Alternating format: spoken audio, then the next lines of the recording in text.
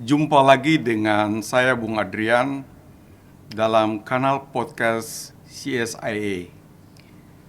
Pada episode kali ini kami akan membahas tentang ruang udara dan antariksa.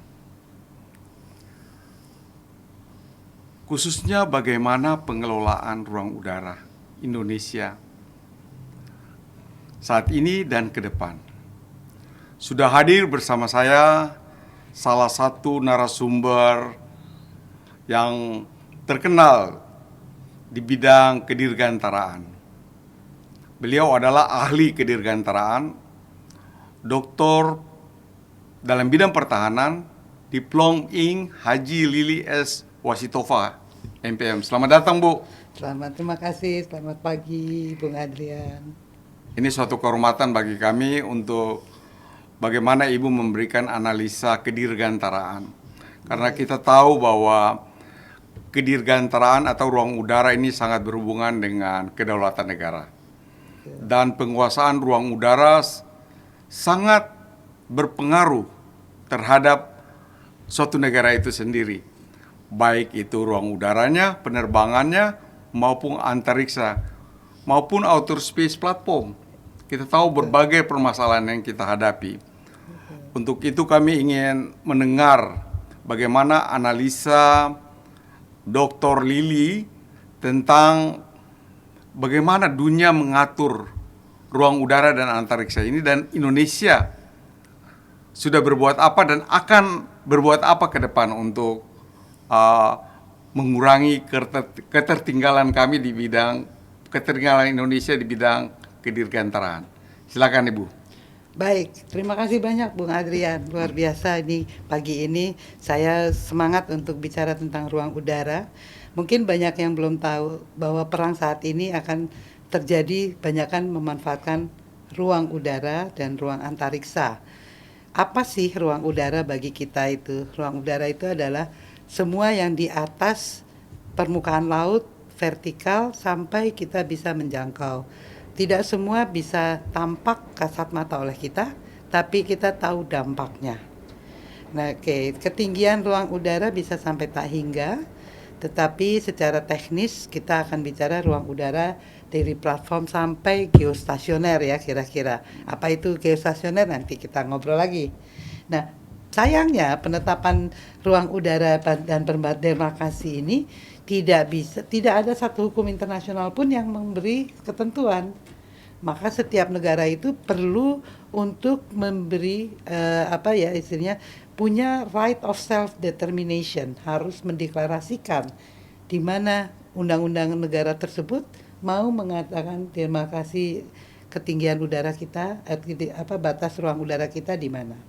Wacana untuk Indonesia mungkin untuk gambaran sekitar 110 km ke vertikal. Nah, ini sampai di mana 110 vertikal di seluruh batas wilayah kedaulatan yang kalau Indonesia negara kepulauan ya di sampai ZEE. Itu ke atas. Itu. Nah, di mana batas 110 itu batasannya adalah teknis. Nah, apa sih yang kita lakukan di ruang udara? Saya itu menawarkan 3 hal yang menurut penelitian saya semua ini akan tidak lepas daripada ketentuan-ketentuan ruang udara, Bung. Itu sebagai wahana penerbangan dan potensi dirgantara. Ini luar biasa, nanti di mana ya, bukan semata cuan ya di sini potensi ini. Lalu wahana satelit dan infrastruktur antariksa. Kemudian wahana transmisi, telekomunikasi, informasi, dan cyber. Jadi cyber itu bukan di darat. Kalau kita perang cyber itu, semua ini transmitternya itu adanya di udara. Bukan di. Nah, regulasi-regulasi ini yang perlu kita lihat, nanti kita dalami. Jadi tidak semata penerbangan maksud saya. Nah, kalau Bung Adrian sebagai penerbang itu kan tahu ya, komunikasi itu pasti tidak akan menggunakan itu, pasti menggunakan radio kan, karena tidak bisa diintercept dan wavelengthnya radio itu bisa sampai 110 km, jadi di atas demarkasi. Itu penting. Kemudian kalau yang untuk wahana antariksa tadi, kita paham nih, sekarang ini kita banyak nih dapat exposure ya tentang keantariksaan. Starlink, Blue Origin misalnya seperti itu ya. Tapi sebenarnya itu udah lama terjadinya, itu udah mulai sekitar tahun 55. Antariksa itu sudah mulai dikuasai, Bung.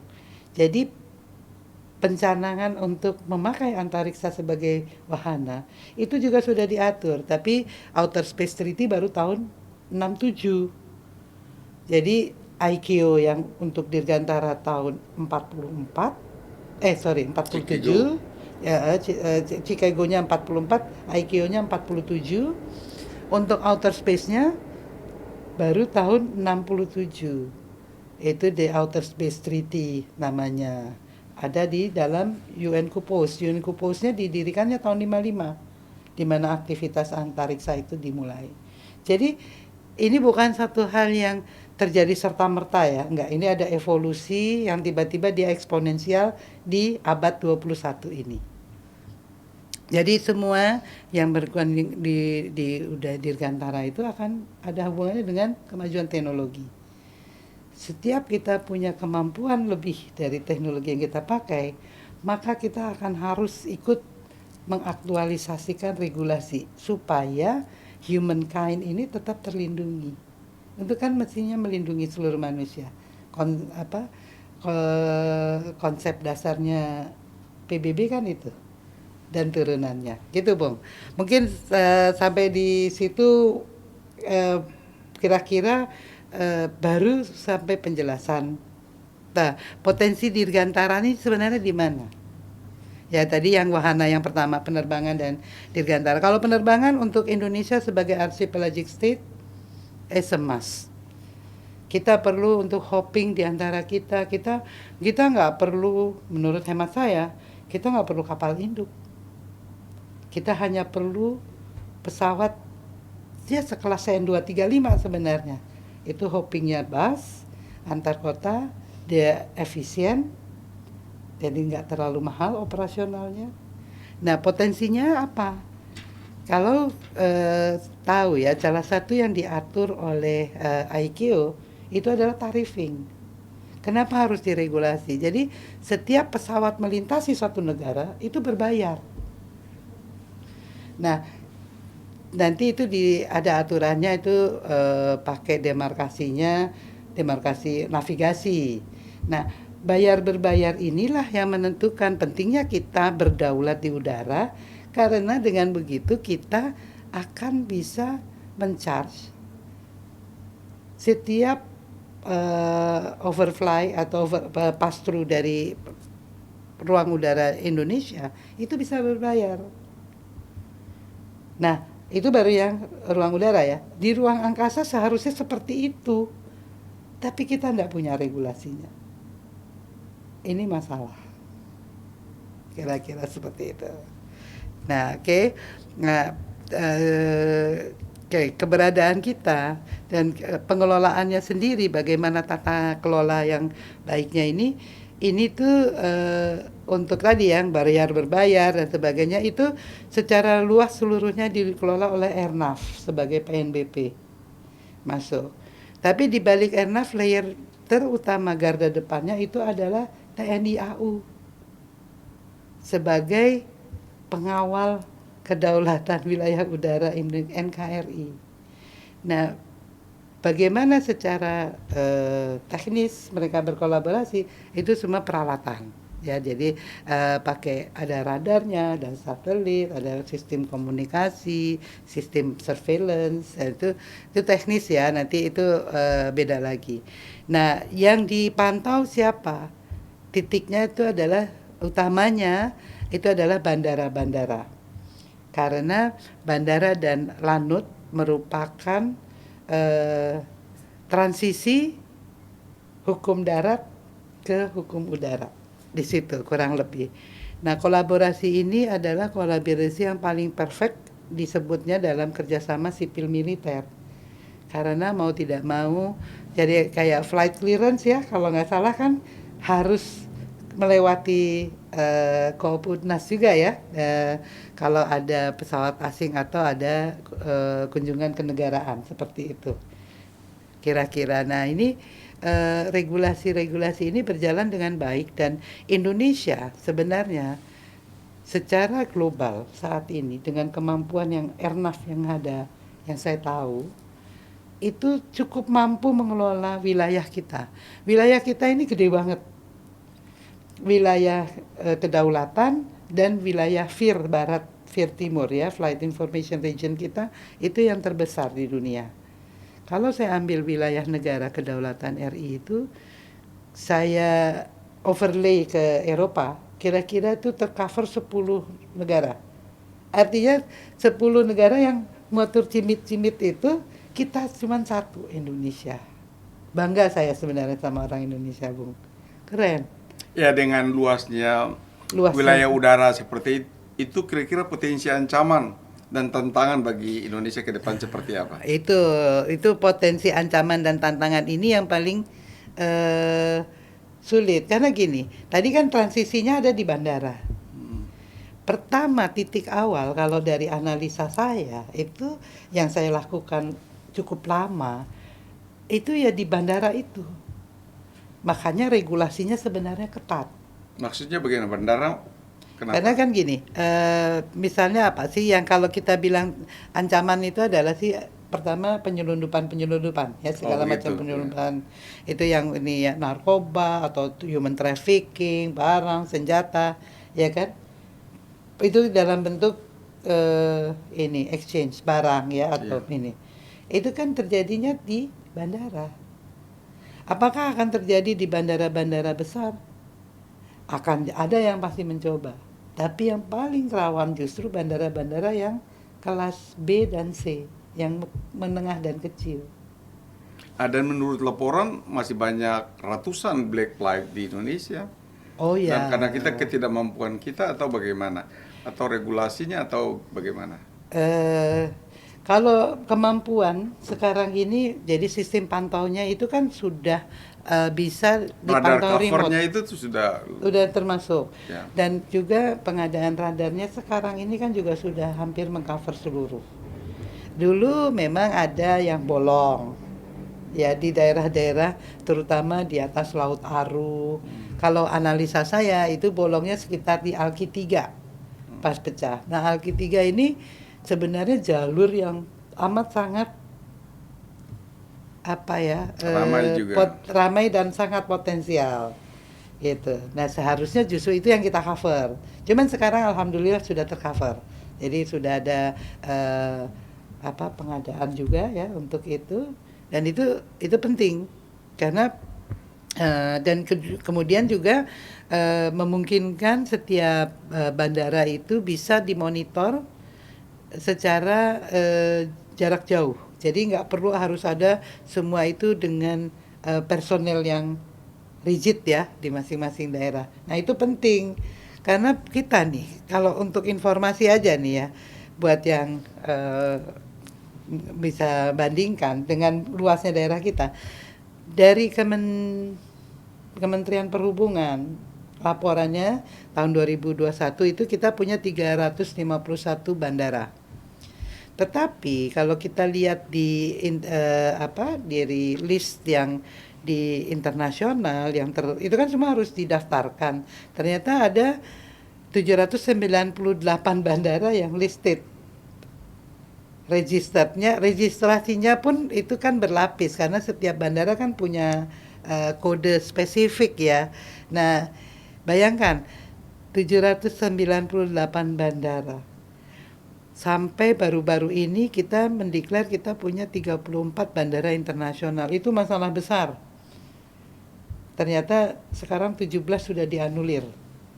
Jadi tinggal 17 sekarang dari 34 itu. Which is separohnya. Ini bayangkan Amerika aja cuma punya 15 dan mereka bertahan. Kalau kita nggak kontrol itu, kita masalah tadi semua yang trafficking itu jadi rentan. Gimana kita mau punya squad yang lengkap di, misalnya waktu itu ada di Sumatera Utara ya, disebut bandara internasional. Apa iya kita mampu menaruh personel yang lengkap mengawal airside sama landside kita? Iya. Apa iya kita mampu mengadakan rumah sakit yang sesuai standar atau regulasi jika terjadi insiden? Kan tidak terjadi itu. Maka itu salah satu temuan dan catatan bagi negara kita ini. Serius lah, karena itu jadi temuan di IQ. Iya. Sekarang kita nyinggung sedikit masalah zona near space yang menjadi isu internasional sekarang, khususnya untuk Cina dan Amerika. Ya. Karena kalau menguasai itu maka bisa kita menguasai negara yang bisa kita kuasai melalui udara tersebut. Betul. Oleh karena itu secara internasional pun nasional harus kita mampu mengamankan atau mengatur zona di Leo misalnya. Betul. Menurut Ibu bagaimana? Apa kekurangan kita dan apa seharusnya kita ke depan? Oke, betul sekali, saya setuju sekali bahwa itu menjadi sebenarnya sudah sangat kritikal Ya. menurut saya. Hanya saja kita masih berusaha mengerti, membaca kemana arah keputusan penyelenggara negara ini. Karena dulu kita punya beberapa institusi, ya. Tahun 55 itu kita udah punya namanya Depanri, Dewan Penerbangan Antariksa. dan Antariksa RI, ya, Republik Indonesia. Nah, Depanri ini merupakan kolaborasi seluruh stakeholder. Hanya karena pada waktu itu teknologi belum sedinamis sekarang, mungkin juga jadi pekerjaannya kurang dinamis, padahal criticality-nya tinggi. Ya. Kemudian 2014 Depanri dibubarkan. Itu yang pertama. Kemudian kepada siapa ini harus dilimpahkan untuk kewajiban-kewajiban ini gitu kan? Itu kan jadi satu pertanyaan yang kritikal ya menurut saya, karena nggak semua kayak tadi kedirgantaran 14 kementerian lembaga. Itu belum risteknya ya, belum untuk produksinya. Nah, kalau kita lihat ada regulasi yang mengatakan bahwa itu ya tadi Aerospace Outer Space Treaty 67 itu ruang udara dipakai untuk kemaslahatan umat manusia. Tidak boleh diklaim. Tidak ada demarkasi kewilayahan. Nah, sekarang kita lihat apa yang terjadi dengan metaverse. Semuanya itu kan dunia maya. Dunia maya itu kan diproyeksikan yang tadi wahana ketiga kan, cyber digital, diproyeksikannya ada demarkasi. Itu kan udah menyalahi. Kita belum punya regulasi untuk itu. Yang kedua, kita tidak membuat satu regulasi yang sudah secara eksplisit mengatakan seperti ini loh, masalah mampu secara teknologi ataupun secara infrastruktur kita, bahwa kita belum sampai, nggak masalah. Tapi Pak Juanda dulu pernah bilang, kalau kita tidak mampu secara teknis, secara teknologi belum sampai, kita harus mampu menjaga kedaulatan kita dengan kebijakan dan regulasi yang tepat. Nah, ini yang belum ada. Ya, kita melihat perkembangan nano satellite. Ya. Ini sangat, dan kita tahu dengan Elon Musk, dengan program-programnya, dia meluncurkan, mungkin berjanji untuk meluncurkan di atas 5.000 satelit ke depan. Betul. Dan itu berada di LEO, Low Earth Orbit, artinya antara 20 sampai 110 km. Dan di wilayah kita ini kan cukup potensial untuk dimanfaatkan untuk nano satellite. Ke depan seperti apa dan apa ketentuan-ketentuan yang mengatur tentang itu, khususnya bagi Indonesia? Kira-kira Ibu melihatnya seperti apa? Saya melihatnya sampai saat ini belum ada sesuatu yang dinamis langsung mengantisipasi baik itu dalam Kepmen atau kalau undang-undang kita cuma punya undang-undang antariksa. Ya, tapi ini belum teraktualisasikan. Terkhusus untuk masalah di LEO dan MEO, low orbital atau middle atau di high. Ada HEO dan kemudian baru di geostasioner. Ya. Geostasioner itu artinya di ketinggian 39.000 kilometer di atas permukaan, 39.000 kilometer. Kita hanya bicara demarkasi kita 110 kilometer. Betul. Jadi it's a peanut ya dibandingin dengan Iya. yang geostasioner. Nah, geostasioner ini maka titik yang bersamaan di bumi dengan kalau kita ada satelit di situ itu akan ikut. Maka kita nggak perlu banyak satelit. Indonesia saat ini punya satelit yang terakhir diluncurkan oleh PSN itu adalah Satria dan Merah Putih, itu di geo. Dan untuk pertahanan dan keamanan, tetap geo adalah yang paling aman. Ya, karena tidak terjadi shifting data yang relay yang bolak-balik dan sebagainya. Itu teknis ya. Nah, perangkat untuk di LEO ini beda lagi. Kalau low orbital untuk mengcover daerah yang besar perlu banyak satelit memang. Ada satu keistimewaan Indonesia dan ini belum banyak saya dengar orang bicara. Kenapa orang itu senang banget untuk bicara ruang angkasa di atas Indonesia? Karena di planet bumi ini hanya 13 negara yang dilalui oleh garis khatulistiwa. Dan yang paling besar bentangannya, makanya ini antara berkah dan juga jadi PR ya, itu ya bendangan Indonesia. Dan paling ideal, semua satelit akan berusaha untuk ada di atas garis khatulistiwa. Karena apa? Ekonomis. Karena itu paling ekonomis dan secara Betul. teknis paling sederhana. Iya. Dan begitu juga dengan LEO sama, satelit-satelit yang di low orbital. Permasalahan yang paling mendasar yang menjadi tanda tanya saya dan saya tanya beberapa rekan-rekan ya, apakah kita sudah punya space debris mitigation guideline di LEO? Nah, itu yang tadi saya tanyakan. Dan itu yang belum ada. Dan kita baru-baru ini dengar juga tuh baru peluncuran yang 20 satelitnya Elon Musk meledak. Apakah ini tidak mungkin terjadi di atas? Nggak mungkin, nggak boleh ya. Kalau di mazhabnya aerospace dan engineering itu, semua itu harus bisa dites sampai kita punya data yang lengkap. Apa yang terjadi? What if something happen?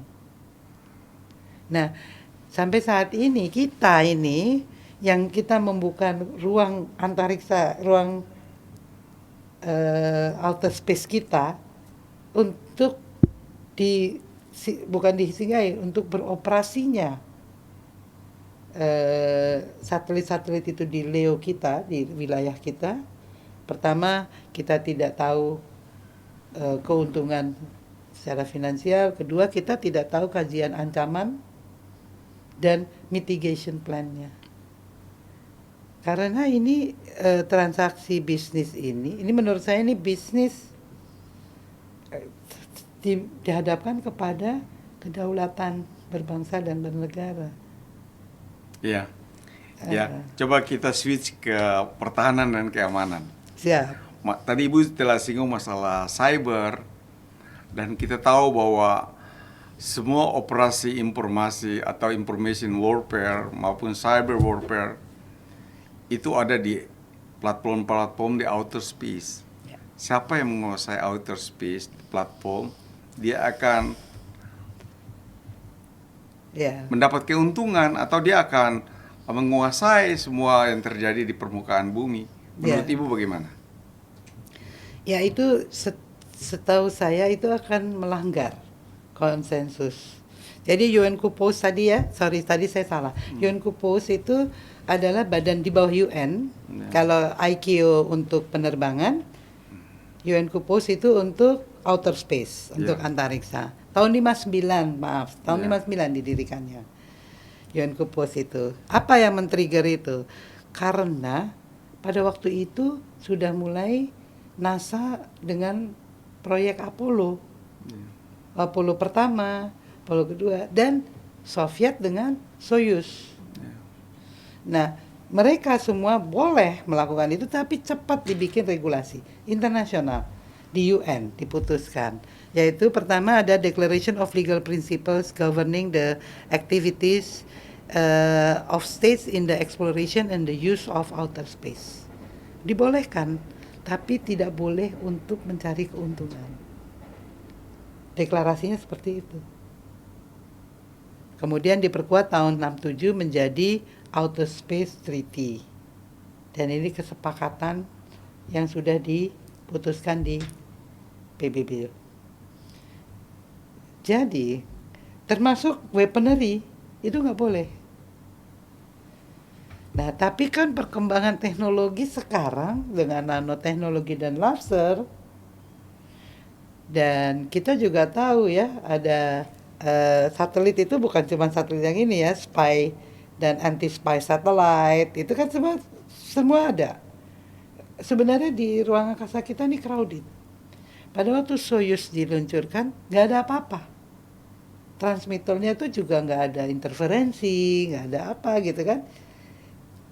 Agak lonely gitu ya baru ini. Sekarang agak crowded. Tapi semua ini kan untuk apa? Negara-negara yang membuat itu berdalih untuk menjaga negara kedaulatan negaranya.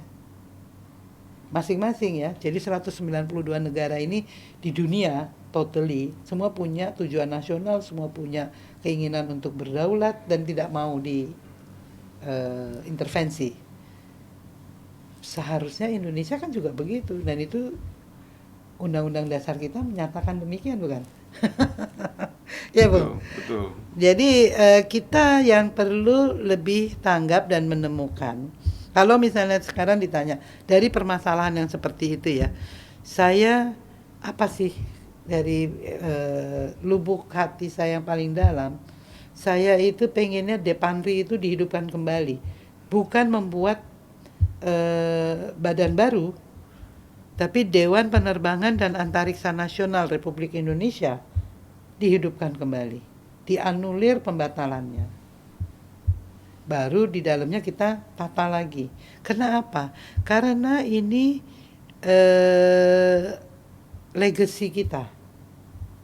Indonesia sejak dini, merdekanya dini, sudah mencanangkan bahwa kita harus menguasai antariksa kita.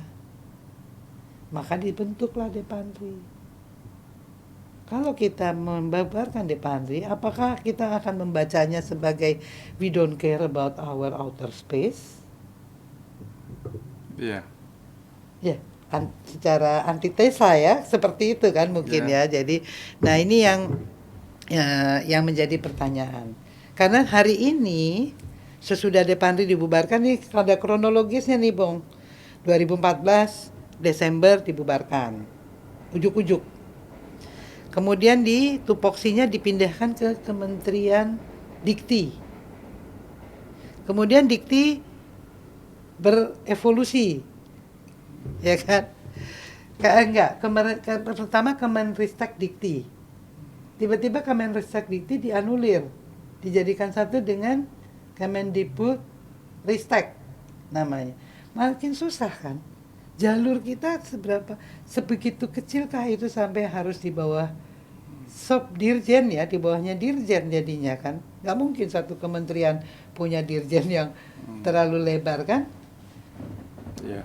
Padahal kita butuh speed dalam menangani itu. Kemudian dia dipindah lagi ke secara ininya menjadi kan jadi gini, Kemenristek Dikti itu untuk teknisnya, administratif 8 masih ada. Kemudian terjadilah merger seluruh ini institusi riset dalam satu wadah BRIN. 8 termasuk di situ. Pertanyaannya jadi sekarang, berapa jauh kita dari kecepatan dan kepedulian kita kepada antariksa? Itu dari aspek organisasi, memang kita nampaknya jadi diperkecil, Ya, makin jauh lah. makin jauh. Jadi sebenarnya kalau kita mengatakan sesuatu hal itu adalah urgent and important, maka reaksi kita Harus adalah cepat. membuat satgas biasanya kan. Iya. Tapi kalau ini urgent and importantnya itu berkesinambungan karena serangan bisa terjadi kapan aja. Maka ya badan ini yang harus, dewan inilah yang harus ada. Ya. Apa rekomendasi Dr. Lili ke depan bagi pemerintah Indonesia untuk kita mengatasi berbagai potensi ancaman dan tantangan Indonesia ke depan?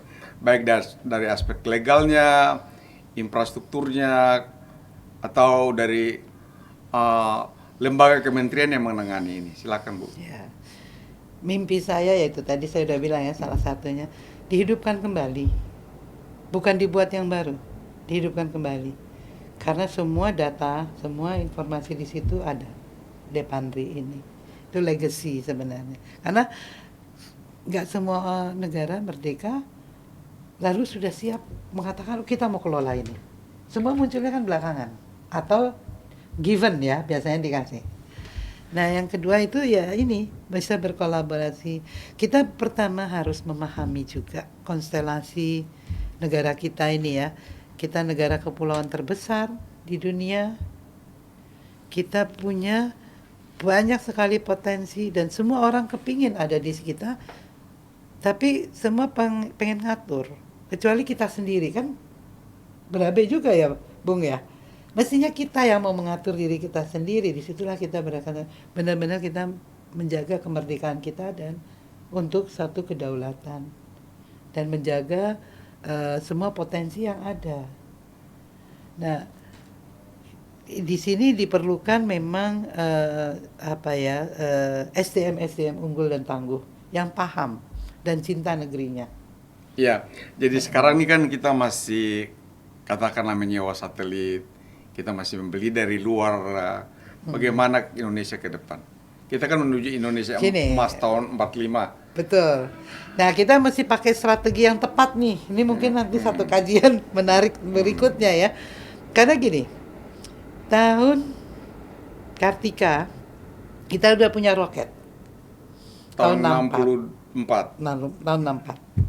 65 kita punya reaktor nuklir yang sudah up and running. Tahun 65 tuh ya? Tahun 65. Batan itu kan 65. Lalu apa yang terjadi? Political instability. Ya, G30 SPKI. Apapun cerita politisnya kita nggak ke situ. Tapi saya hanya remarking, memberi tanda pada peristiwa-peristiwa yang menunjukkan bahwa kemampuan kita untuk mandiri itu sudah mulai dilaksanakan. Kemudian 96 itu first flight N250 pesawat turboprop 50 penumpang dibikin di PTDI di Bandung. 98 embargo. Salah satu tuntutannya adalah tutup PTDI. Gimana? Apa yang kita harus baca dari kondisi ini? Maka penting bagi kita untuk paham konstelasi geopolitik, geostrateginya supaya kita bisa menentukan langkah yang tepat. Tapi bahwa kita mampu mengelola, saya percaya sama SDM kita.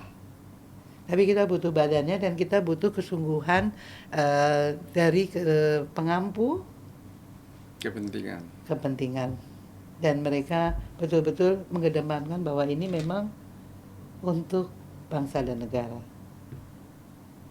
Mungkin itu sih kalau saya ditanya. Jadi semua ini ada kaitannya gitu, pemahaman ini. Karena gini, SDM yang tangguh dan unggul banyak gak?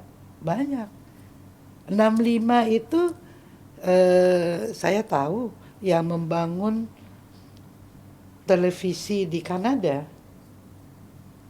Jadi industrinya atau jadi teknologinya dan industrinya di Kanada itu orang Indonesia yang tidak bisa tidak ada tempat di negerinya.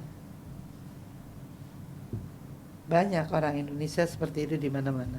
Betul. Dan waktu Krismon banyak teknokrat kita yang lari dari Betul. PTDI ke perusahaan-perusahaan Betul. penerbangan di luar negeri. Betul. Dan mereka diakui gitu. Iya. Dan apa? Sebenarnya sih kalau mau jujur nih, negara-negara lain yang taking advantage, Iya. karena orang-orang yang bagus lah yang mereka dapatkan. Jadi untuk mengamankan ruang udara juga butuh Air Force yang kuat. Betul. Itu Tapi- sudah pasti. Air Force yang kuat. Sudah pasti. Dan juga ya itu titik-titik kritikalnya di mana. Betul. Dan kita harus strategik. Mungkin belanja kita tidak harus F-35 atau F-16 dibanyakin. Mungkin belanja kita bisa diperbanyak dengan mungkin nggak high tech ya, cukup yang mid low tech seperti drone, seperti unmanned vehicle, whatever it is. Ya kita punya 800 titik ancaman loh secara langsung ya kalau itu. Kalau buat saya mengatakan titik-titik kebandaraan itu adalah titik-titik ancaman langsung. Seperti halnya pelabuhan laut. Itu. Ya. Terima kasih Dr. Lili yang telah memberikan analisanya mengenai masalah ruang udara dan angkasa. Kita tahu bahwa berbagai tantangan Indonesia masih menghadapi ke depan. Oleh karena itu dibutuhkan suatu komitmen yang kuat dari pemerintah untuk bagaimana mengatasi kekurangan-kekurangan yang ada. Terima kasih, salah satu ahli Dirgantara kita, Dr. Lili. Terima kasih. Terima kasih banyak Bu Selamat siang. Adrian. Terima kasih.